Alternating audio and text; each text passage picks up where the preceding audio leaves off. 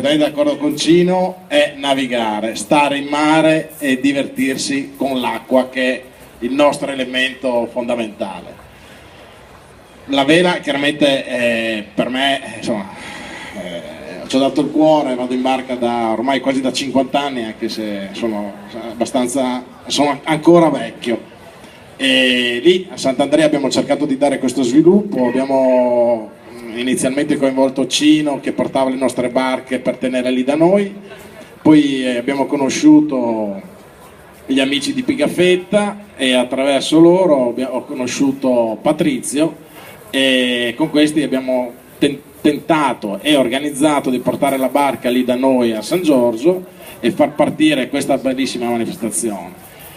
Sono perfettamente d'accordo con Patrizio nel dire che la vela, ripeto ancora, è uno sport per tutti e questa operazione che Pigafetta e Patrizio stanno spingendo per questo bel giro del mondo,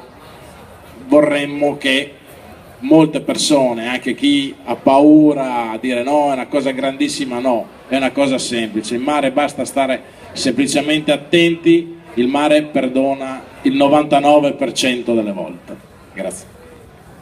E che la vela è uno sport per tutti lo dimostrava nel Giro d'Italia anche il fatto che arrivavano velisti da tutte le parti, perfino dalla Carnia, c'era un equipaggio Carnia che si piazzava anche bene e che mi ricordo mi ha fatto scrivere una volta Cino sul Messaggero Veneto, era una pennellata di verde nel blu del mare italiano, è vero Cino? Sì, al Giro d'Italia sono venuti anche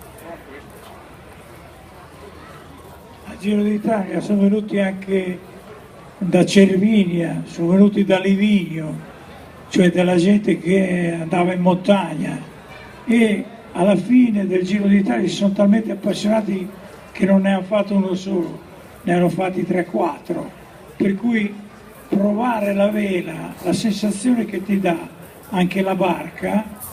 è difficile poi raccontarla perché è completamente diverso di quello che uno fa in terra e bisogna che la gente capisca che la vela si comincia da piccoli e che mandi i figli a cominciare a 7-8 anni, perché un bambino che riesce, e tutti i bambini riescono, a controllare da solo una barca piccola come l'Optimis, quando avrà il motorino sarà uno che sa che può controllare lui il motorino e non il motorino fare quello che gli pare, che è una grandissima cosa. Pensateci, portate i vostri ragazzini alla scuola di vela. Grazie Cino di questo messaggio importante. Patrizio, ancora uno spot sul mondo della vela, il mondo del mare, poi passiamo a Pigafetta 500, siamo qui per quello. Lo spot